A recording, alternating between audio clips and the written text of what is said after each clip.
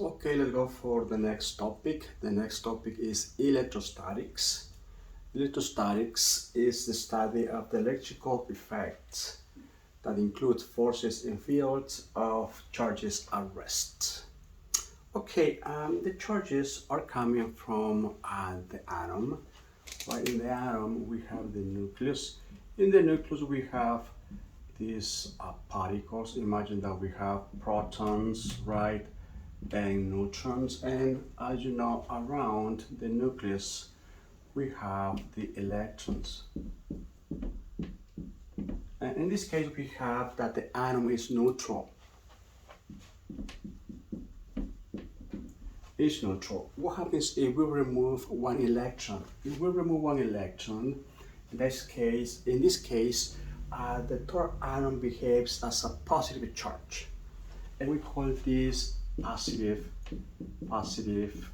ion. What happens if the atom gains an electron? Well, in this case, the third atom behaves as a negative charge, and this is called a negative ion. Correct? But we have symbols for these quantities.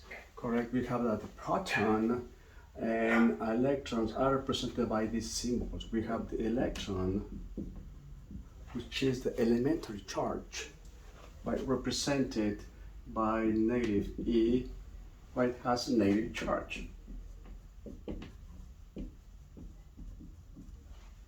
Right? And the proton, right, positive E, of course, it has positive charge. And then we have the neutron. The neutron has net charge 0. Right? Neutron, net charge 0. Actually, the neutron is made of one positive and one negative charge. What should be the net charge? 0. Okay, perfect. Now, we need a symbol. We need a symbol for charges. The symbol for charges is Q. That's the symbol for the charge. Also, this is a quantity, right? We need a unit. Remember, in physics, every quantity has a unit. In this case, the electron. The unit for the electron is called the coulomb. Unit, okay, coulomb, right, C. That's the unit for the charge, correct? Now, this unit is a large unit. Actually, we represent that one electron, the charge of the electron is negative 1.6, right, times 10 to the negative 19 coulombs. That should be the charge of one electron, right? Electron right here. Now, what should be then that units of 1 coulomb? How many electrons are there in 1 coulomb? Okay, let's calculate the number of electrons. Let's do it. So imagine then that we divide this quantity by negative 1.6 times 10 to the negative 19, actually, to be more precise, I'm going to be 1.602. The same thing happens right here, correct? To be more precise, right? 1.02 times 10 to the negative 19. The same thing happens right here, right? 1.602 times 10 to the negative 19. So they will give us 1, correct? And right here, when we make this division, it's gonna be a 6.25 times 10 to the 18 electrons is equals to 1 coulomb, correct? That should be then the magnitude of 1 coulomb, right? How many electrons do we have? Well, about 1.25 times 10 to the 18 electrons. correct? Okay, perfect. Also, we say that the charge with positive and negative is quantized. Right? Charge is quantized.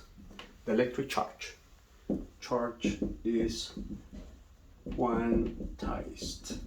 Means that all the charges that we know is a multiple of the elementary charge, like the electron or like the proton, positive charge. Correct? So in this case, imagine this is the number of charges times the numbers of the electrons. So it's equals to a whole numbers, or we can say the charge actually. The charge, any charge is equals to a whole numbers of electrons or a whole number of protons, right? Where n is equals to 1, 2, 3, 4, and so on. So in this case, we are saying that any charge amount is quantized, right? It's a multiple of whole numbers of electrons. Could be a positive charge, it could be negative charge. Right? Also, the charge is conserved. If the charge is isolated, the total charge is constant, is conserved. Charge is conserved. Right? Charge is conserved.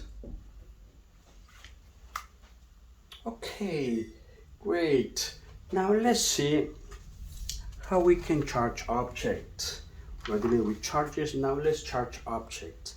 In general, we have two ways how we can charge objects: by friction, by contact, by induction.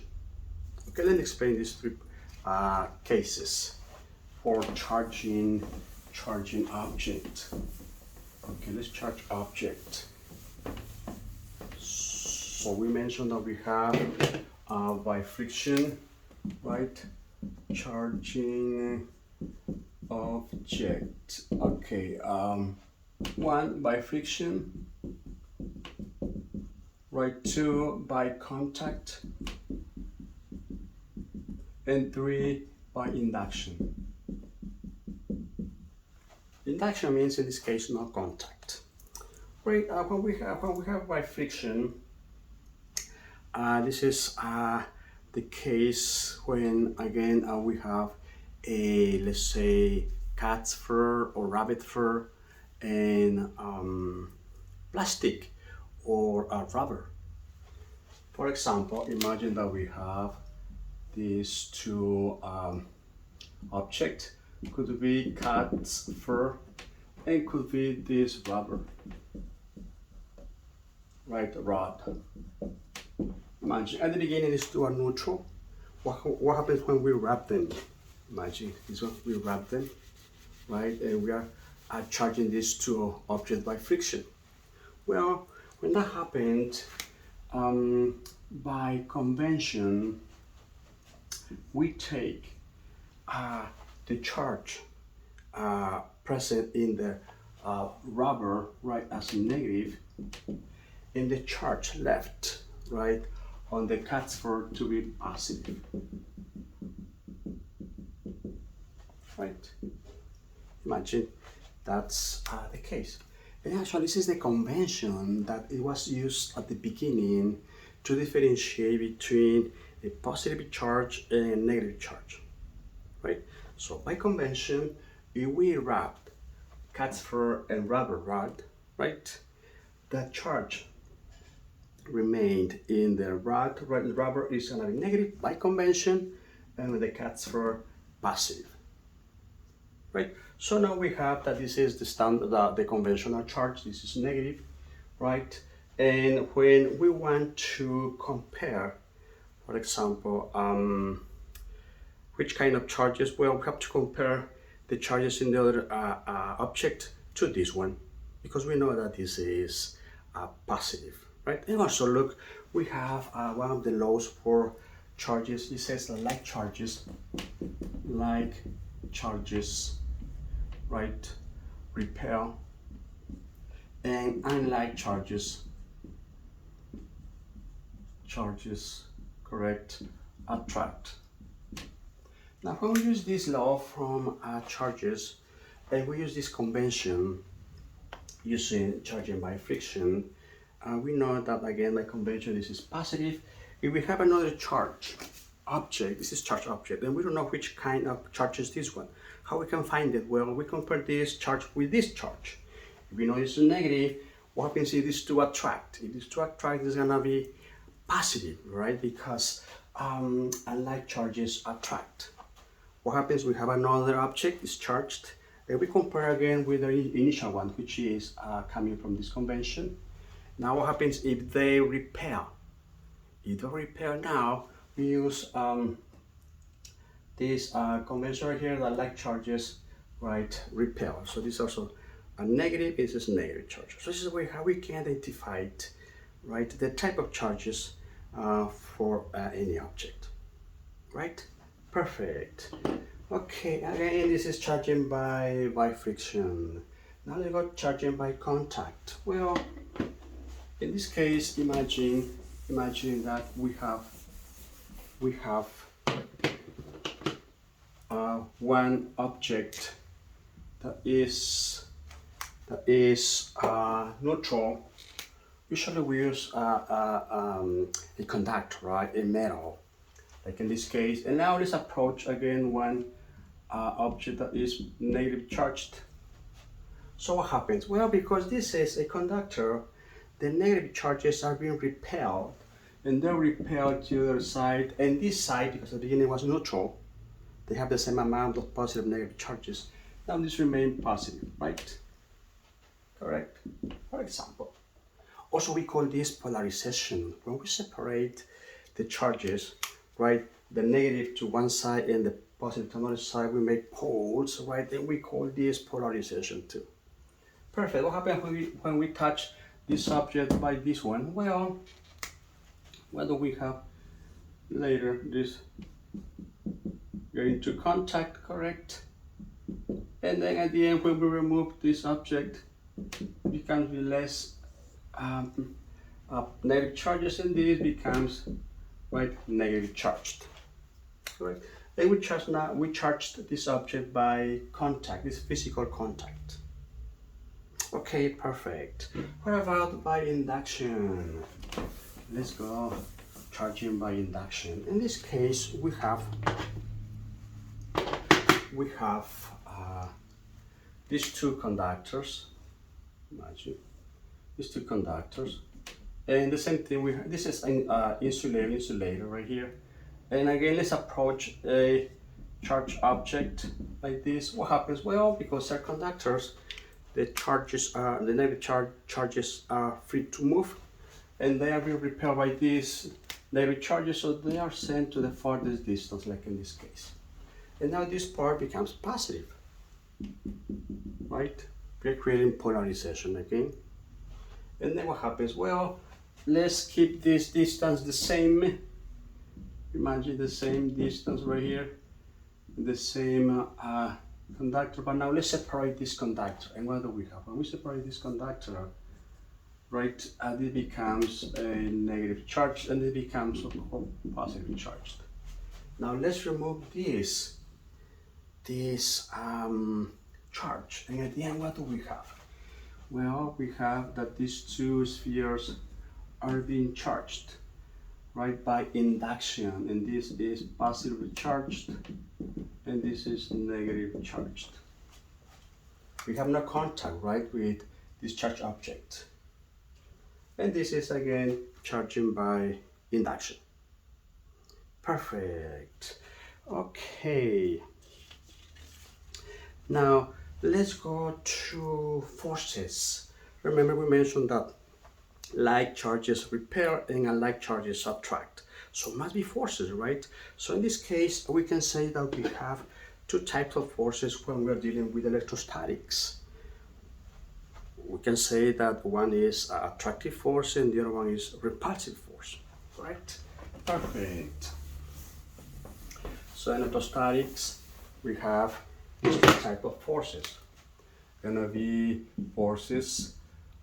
We have two types, right? Repulsive repulsive, correct, and attractive forces in electrostatics. Okay, perfect. Now, it was found by Coulomb, Charles de Coulomb, that we will have 2-point charges. One will be positive or negative, or positive, negative, and so on. Well, you represent this in this way, Q1, right, and Q2. It's found that these two charges, and for simplicity, imagine this is positive, okay, positive, and imagine this is negative. These are point charges, okay? So because they are opposite, they attract, correct? And this is a force acting. For example, this is the force done on charge 1, right, due to charge 2, and this is the force done on charge 2 due to charge 1, correct? These are vectors, right? And we can use Newton's third law. By Newton's third law, these two forces, right, are the same in magnitude but opposite in direction, according to Newton's third law. So we can say then that these two forces are equal in magnitude but opposite in direction. Correct? If this is the distance between these two objects, R, so the force, the magnitude of the force, or because they have the same magnitude but opposite direction, so let's take it only like this. So this force is equal to what? Well, actually before that, this force, it was found that the magnitude of the force is proportional to charge 1. Also, the force is proportional to charge 2. What is the meaning of this symbol? Well, this symbol means that if I increase charge 2, I increase the force, right? If I decrease charge 2, I decrease the force. That's the meaning. Also, it's found, this is from experiment, that the force is also proportional to the inverse of the distance squared between these two objects. Correct? Now, because these are factors that are present, right, in this electrostatic force, we multiply these factors. So force is proportional to charge 1, charge 2 divided by r squared. So we need to eliminate the symbol. Why we need to eliminate this symbol for? To match the unit, right? The unit for force is newtons. The units of charge is coulombs, meters squared. So it's not the same as Newton yet. Great. Now, then let's use a constant of proportionality. So force then is equals to K.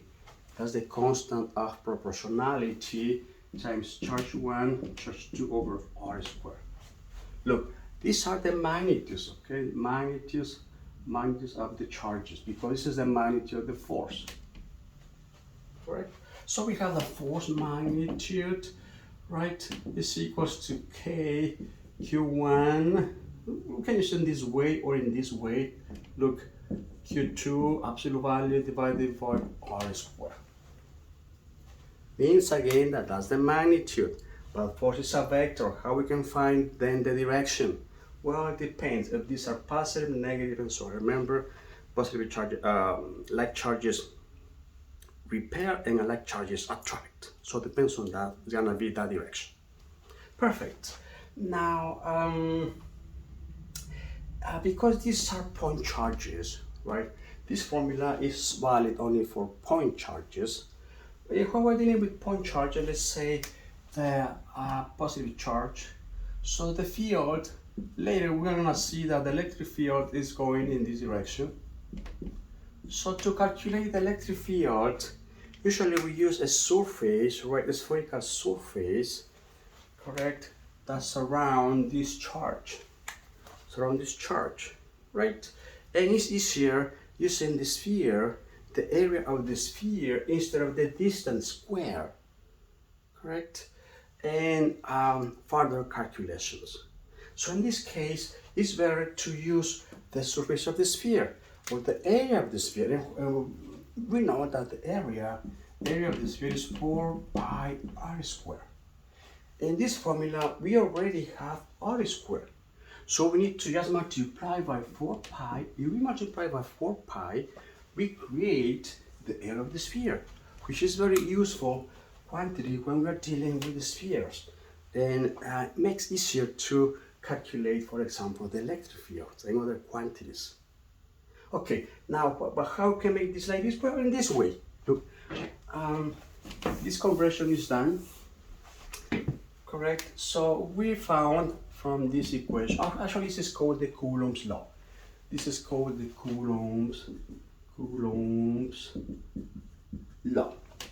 Okay, perfect. From Coulomb's law, force is equals to the constant of proportionality, Q1, Q2, divided by r squared.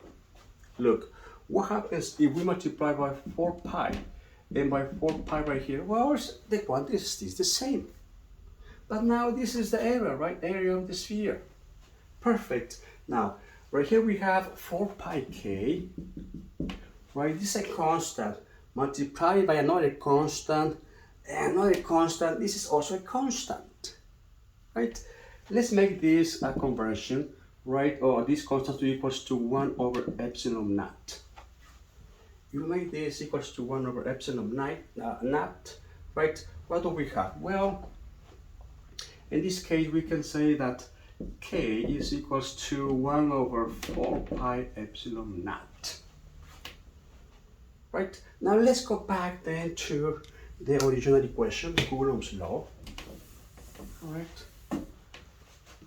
So we have that Coulomb's law, force is equals to k q1 q2 over r squared. When we substitute this value, what do we have? This equals to charge 1 times charge 2 divided by 4 pi epsilon naught r squared. Correct? Perfect. Actually, this in this k, I forgot to tell you that this k, the value for k is about 9 times 10 to the 9 by Newton's meters squared divided by coulombs squared. It's a constant found in the experiment. And then we can go to this epsilon naught. This epsilon naught has a special name. The name is permittivity. Epsilon naught is called the permittivity of free space. Epsilon naught, permittivity. And the value, well, how we can find the value of epsilon naught? Well, when we solve for epsilon naught, again, epsilon naught is equals to 1 over 4 pi k, where k is this value. When we substitute this value right here, we can find easily the value for epsilon naught, right? And the value for epsilon naught is equals to 8.85 times 10 to the negative 12. It's the inverse, they use the inverse, coulombs squared divided by Newton's meters squared. Right, perfect. Okay, and well, we have then the force. In most of the cases now, when we're dealing with point charges, we're gonna use this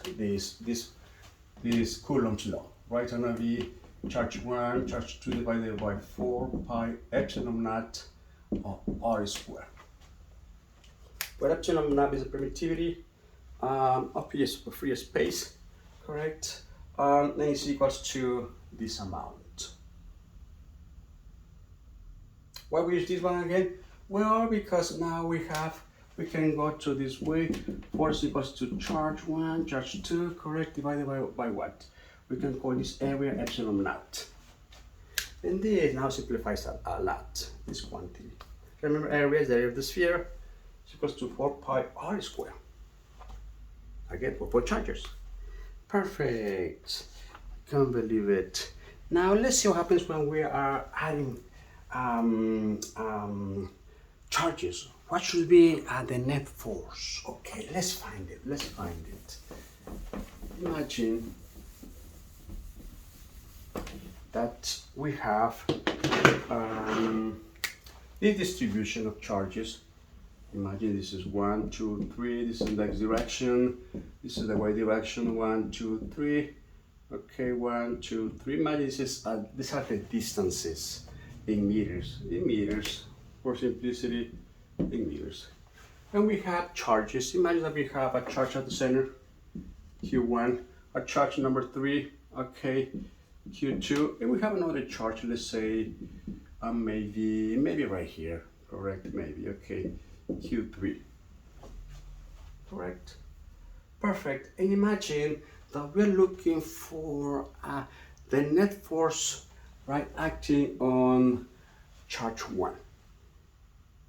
Correct. How we can find the net force acting on charge 1? Well, we need to know the values for the charges. For example, imagine that Q1 is, let's say, positive 2 coulombs for simplicity. Q3 negative, let's make it 2, all of them, okay? 2 coulombs, right? And this one equals to negative or positive 2 coulombs. To make it easier. Okay, perfect. Now, how we can find then the force acting? Well, first, let's try to find that direction.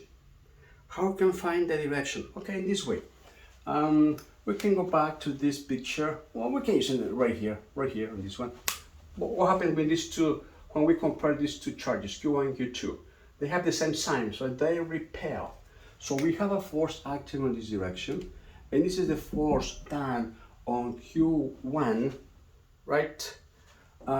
Because of Q2.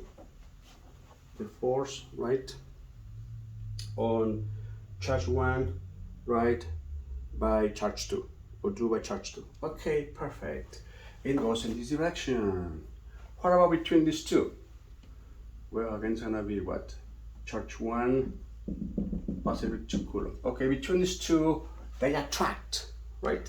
Between these two, they attract. What should be then the force? Well, the force is going in this direction, imagine. All right, and this is the force on charge 1 due to charge 3. Okay, back to vectors. And now, because these are vectors, we can use a component, right? We can find the net force in the x direction, the net force in the y direction, we combine them.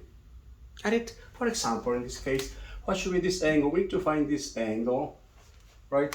If we know that this is 3 and this is 3, what should be this angle? Well, theta looks like it's gonna be 45 degrees. Let's make a square. So theta in this problem, theta is equals to 45 degrees. Okay, now we found already that the directions. Also, we can approx or estimate more or less, right? Look, more or less what is happening. We have a force in this direction, we have a force in this direction. Correct? So we can use the parallelogram technique, and we expect the net force to be in this direction. Correct? That's the idea, to find the net force acting, in this case, on charge 1. Perfect. To do that, remember, we use component. Okay, let's find the net force in the x direction. What do we have in the x direction? We have this is, let's start with this one. Gonna be F1, right? Look, we can make it this way better, right?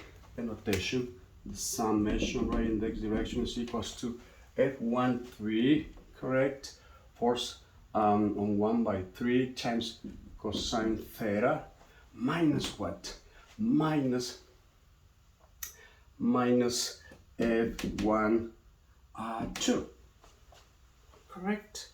And the same thing happened in the y direction. It's equals to the y direction, how many this component, right? Going upward, it's gonna be F13 sine theta.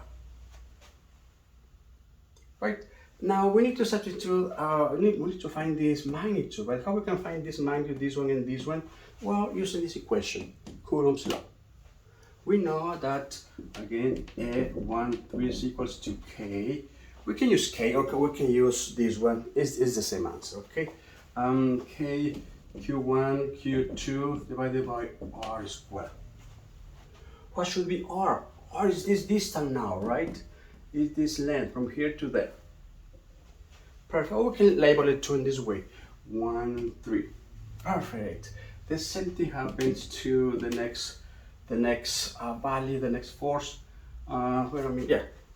Force on 1 by 2 is equals to, this is 3, right? This is 3 right here because it's 1, 3.